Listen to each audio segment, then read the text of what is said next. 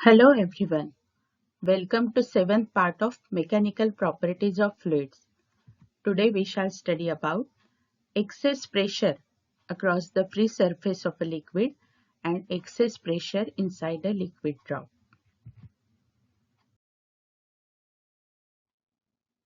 Dear students, इसके पहले हमने सरफेस टेंशन के बारे में पढ़ा है. सरफेस टेंशन ये लिक्विड के सरफेस की बहुत ही इम्पोर्टेंट प्रॉपर्टी है.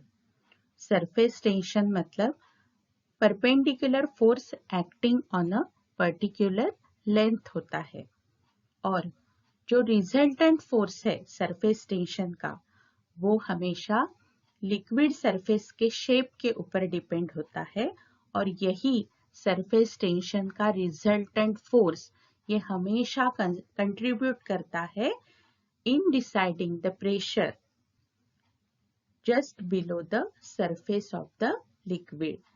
इसके पहले भी हमने लिक्विड के 3 तरह के सरफेसेस देखे हैं. एक प्लेन सरफेस होता है, ये है कॉनकेव सरफेस और ये है कॉन्वेक्स सरफेस. तो हम अभी ये 3 अलग अलग कंडीशंस यहाँ पे कंसीडर करेंगे. सबसे पहले हम डिटरमाइन करेंगे कि what is the excess pressure across this plane surface.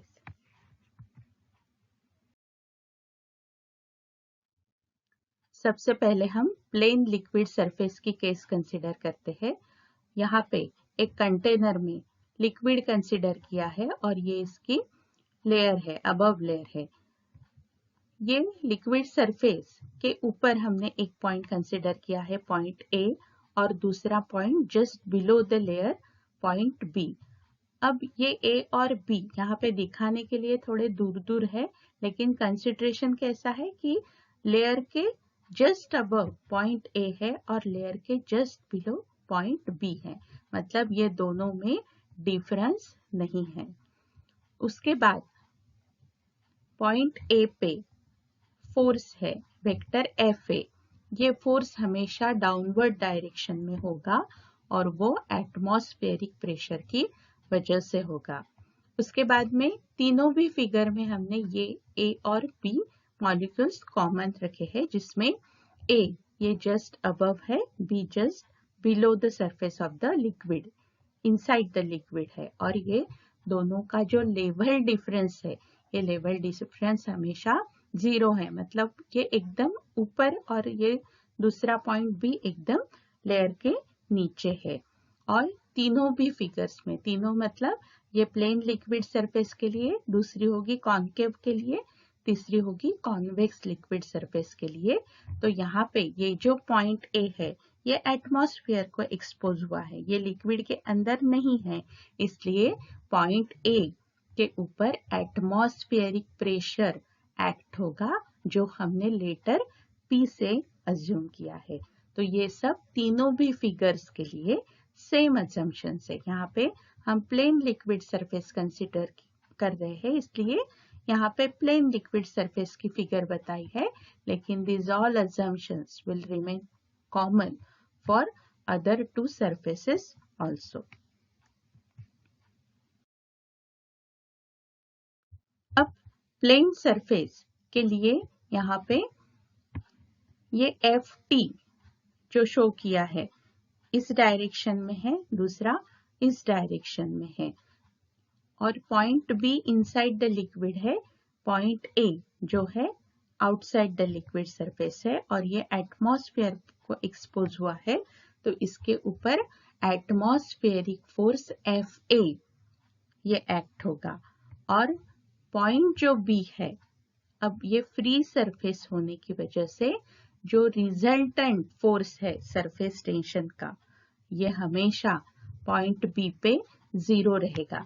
ये बहुत ही इंपॉर्टेंट चीज है कि जब कभी भी हम प्लेन सरफेस लेते हैं तो प्लेन सरफेस में जो पॉइंट्स हैं इनसाइड द लिक्विड, उसमें हमेशा सरफेस टेंशन का रिजल्टेंट फोर्स ये 0 होता है. और उसकी वजह से ये फोर्स जो एफ ए है, जो यहाँ पे पॉइंट ए पे एक्ट करेगा, वो फोर्स ही ये प्रेशर डिसाइड करेगा. और फ्री सरफेस के लिए हमेशा pressure at A is equal to pressure at B. मतलब अंदर या बाहर कम ज्यादा यहाँ पे नहीं होता है। यहाँ पे प्लेन सरफेस के लिए हमेशा pressure at point A is always equal to pressure at point B. क्यों? क्योंकि यहाँ पे सरफेस टेंशन की वजह से सरफेस टेंशन का जो रिजल्टेंट फोर्स होता है वो हमेशा 0 होता है प्लेन सरफेस के लिए। ये बात बहुत ही जरूरी है। दिस इज नोट वर्दी। आप ये नोट करके रख सकते हैं कि सरफेस टेंशन का रिजल्टेंट फोर्स यहाँ पे पॉइंट बी पे 0 है, इसलिए ये यहाँ पे प्लेन सरफेस है और ये जो एटमॉस्फेरिक मतलब pressure at point A is equal to pressure at point B. अब यहाँ पर हम दूसरा सरफेस कंसिडर करते हैं, कॉन्वेक्स लिक्विड सरफेस। यहाँ पे ये फिगर में कॉन्वेक्स लिक्विड सरफेस शो किया है। ये लिक्विड है और ये कॉन्वेक्स सरफेस है।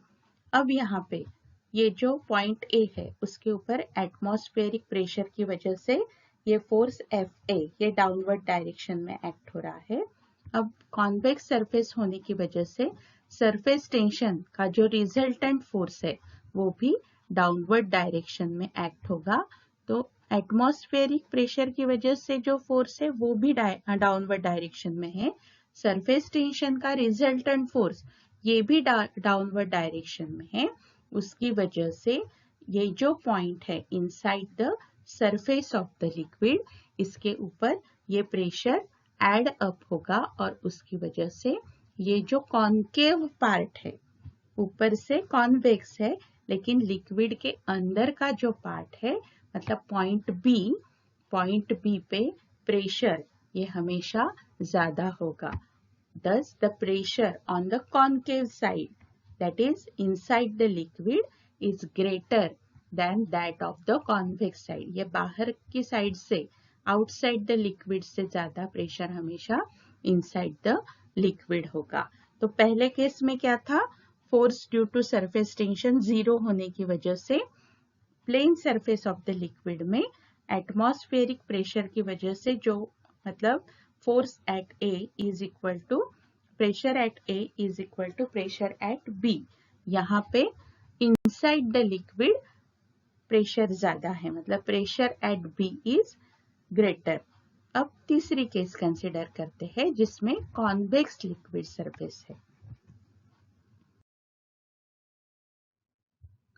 यहाँ पे ये फिगर में कॉन्केव लिक्विड सरफेस शो किया हुआ है। अब यहाँ पे अबव कॉन्केव है। अब ये केस में क्या होगा कि पॉइंट ए के ऊपर एटमॉस्फेरिक प्रेशर की वजह से फोर्स जो है वो डाउनवर्ड डायरेक्शन में एक्ट हो रहा है, लेकिन यहाँ पे अब force resultant force due to surface tension F T जो हमने शो किया है वो ये अपवर्ड डायरेक्शन में एक्ट होगा, जिसकी वजह से जो एफ ए फोर्स है due to the atmospheric pressure act downwards and forces Fa and Ft thus act here in opposite direction। उसकी वजह से अब ये फोर्स इस डायरेक्शन में है सरफेस टेंशन का, और एटमॉस्फेरिक प्रेशर की वजह से जो फोर्स है वो इस डायरेक्शन में मतलब अपोजिट डायरेक्शन में है। इसलिए ये जो नेट डाउनवर्ड फोर्स है that force is responsible for the pressure at B and is less than ए।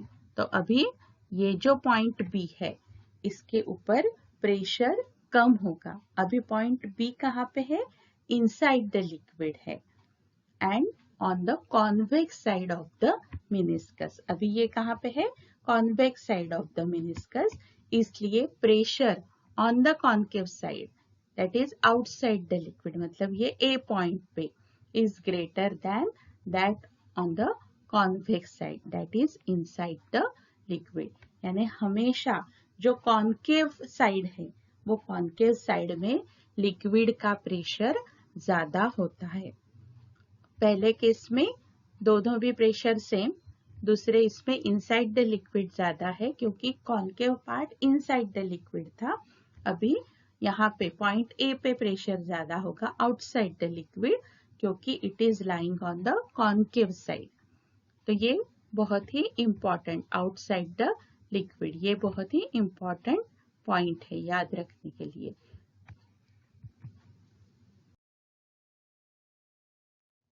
अभी हमें access pressure inside the liquid drop ये कैलकुलेट करना है। उसके लिए यहाँ पे ये लिक्विड का ड्रॉप कंसीडर किया है।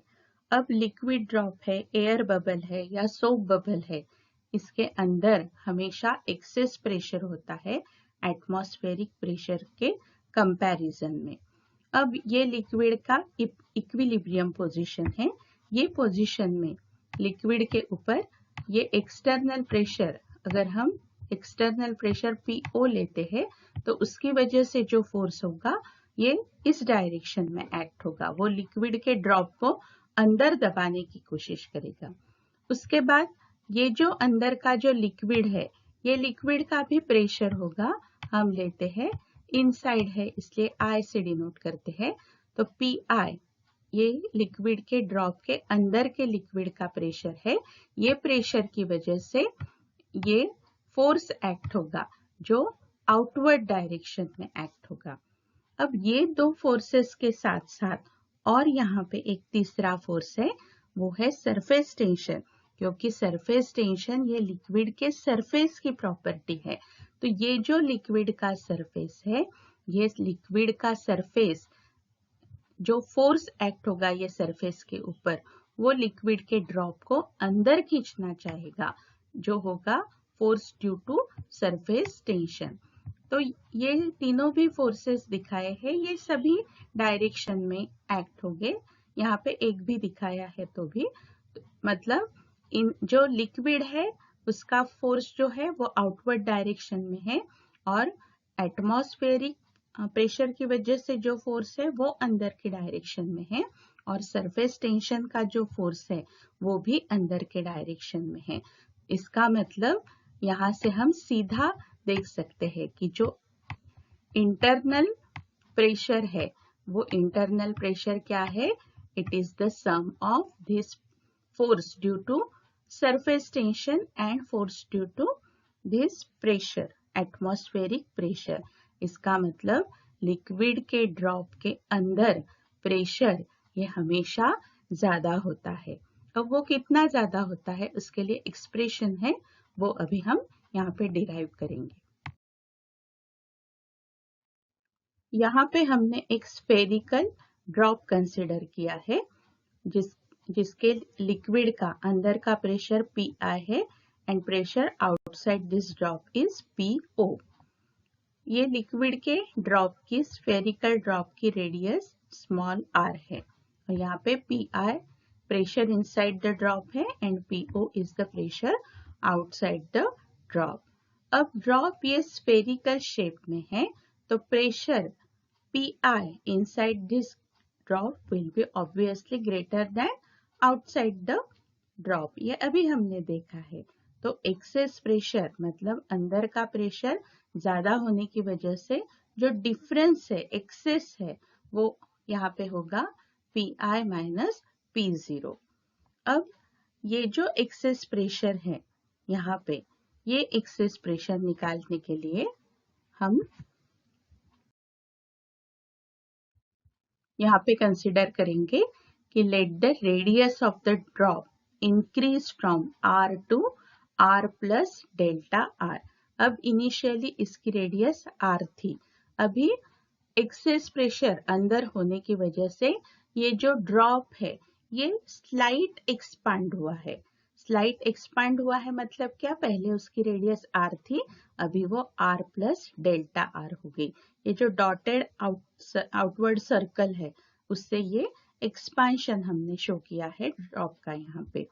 तो डेल्टा आर यहाँ पे बहुत ही स्मॉल है, मतलब बहुत स्मॉल डिस्टेंस से, बहुत स्मॉल रेडियस से ये जो स्फेरिकल ड्रॉप है वो एक्सपांड हुआ है।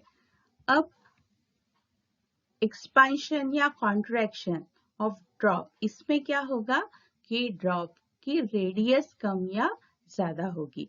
इसका मतलब सबसे पहले initial surface area of the drop अगर हम A1 लेते हैं तो स्फीयर का है इनिशियल सरफेस एरिया के लिए एक्सप्रेशन है 4 पाई आर स्क्वायर और फाइनल अब ये r से r plus delta r expand हुआ है इसलिए A2 is equal to 4 pi r plus delta r square. अब यहाँ पे ये a plus B whole square है ब्रैकेट का फॉर्म इसलिए उसका पूरा एक्सपेंशन हमने यहाँ पे लिख लिया है a square plus twice A B plus B square के फॉर्म में। तो ये A2 आ गया है यहाँ पे 4 pi into r square plus twice r delta r plus delta r square. अब इसे सॉल्व करने के बाद में 4i से पूरा मल्टीप्लाई करने के बाद में ये स्टेप यहाँ पे हो जाती है A2 is equal to 4 pi r square 4 into 2 8 pi r delta r and 4 pi into delta r square. अब डेल्टा r यहाँ पे हमने डेल्टा का मीनिंग ही बहुत ही स्मॉल ऐसे होता है तो पहले ही क्वांटिटी स्मॉल है और उसका स्क्वायर तो वो क्वांटिटी और भी स्मॉल हो जाएगी इसलिए ये 4 पाई डेल्टा आर स्क्वायर में हम डेल्टा आर स्क्वायर ये पूरी निग्लेक्ट कर सकते हैं तो यहाँ पे ये A2 हो जाएगा 4 pi r square 8 pi r delta r square. इसलिए यहाँ पे increase in surface area of the drop यहाँ पे इनिशियली दिख रहा है पहले सरफेस एरिया ये है और बाद का सरफेस एरिया ये है आउटर सर्कल बड़ा है तो A2 माइनस A1 हमने फाइंड आउट किया तो ये यहाँ पे आ गया 8 pi r delta are. A2 से हमने A1 माइनस किया ये तो यहाँ पे हमें ये डिफरेंस मिला increase in the surface area as 8 pi r delta r. We will call this as equation number 1. अब यहाँ पे ये इनिशियल ड्रॉप की पोजीशन थी अब ड्रॉप ने एक्सपांड किया है to the radius r plus delta r। Expansion करने के लिए ड्रॉप को क्या करना पड़ेगा वर्क डन करना पड़ेगा in increasing the surface area by this dA and this is stored as excess surface energy. Surface energy का भी हमने कंसेप्ट देखा था कि जो लिक्विड का सरफेस है उसकी एनर्जी हमेशा क्या होती है ज्यादा होती है एक्सेस होती है तो ये work done dW is equal to surface tension into dA। ये क्या है सरफेस एनर्जी और सरफेस टेंशन ये दोनों का रिलेशन है हमने फाइंड आउट किया था वहां पे भी कि delta U is equal to surface tension into delta A।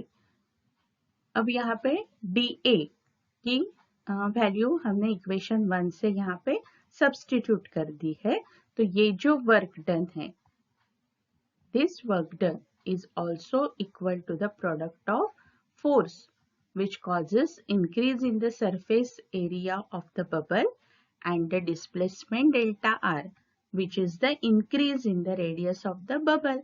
हमने यहाँ पे देखा है कि पहले r थी रेडियस अब डेल्टा r हो गई है तो r से डेल्टा r होने में यानी डेल्टा r रेडियस से इंक्रीज होने के लिए same work done force into displacement का फॉर्मूला लगा के F इंटू डेल्टा आर हो जाता है।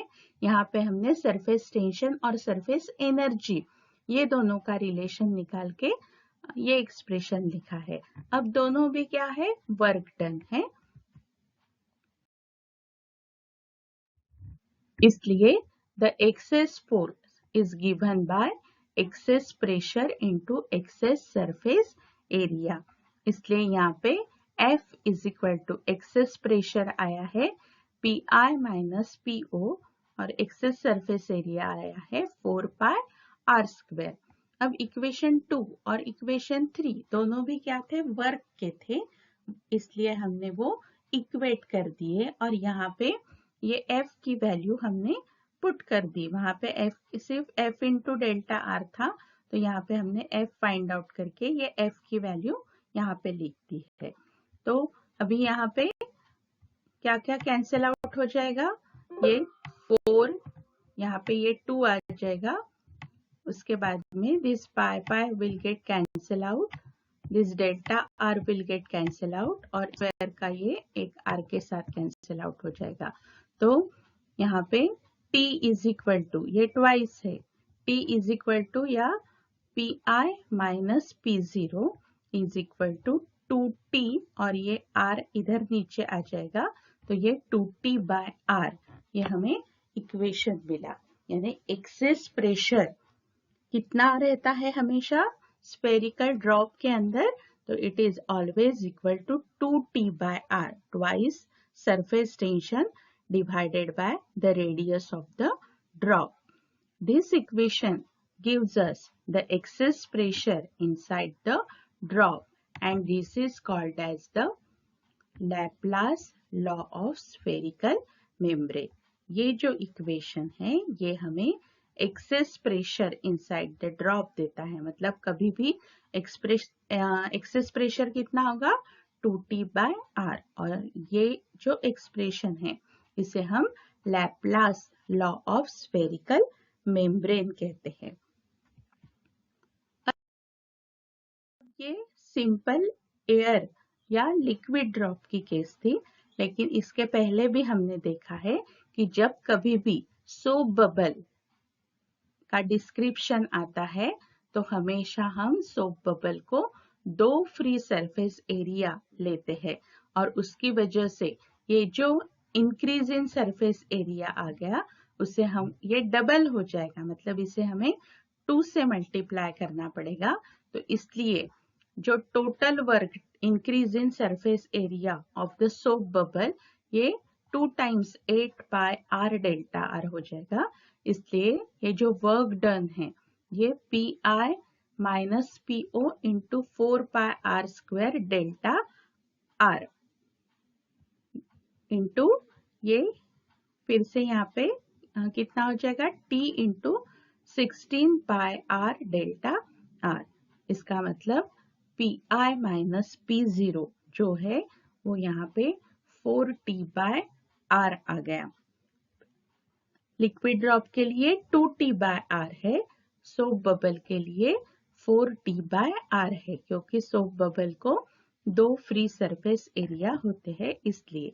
तो ये दोनों भी एक्सप्रेशंस बहुत ही इंपॉर्टेंट है प्रॉब्लम सॉल्व करने के लिए, और जब कभी भी सोप बबल आता है तो आपको हमेशा उसे 2 से मल्टीप्लाई करना है, क्योंकि वहां पे 2 फ्री सरफेसेस होते हैं इसलिए।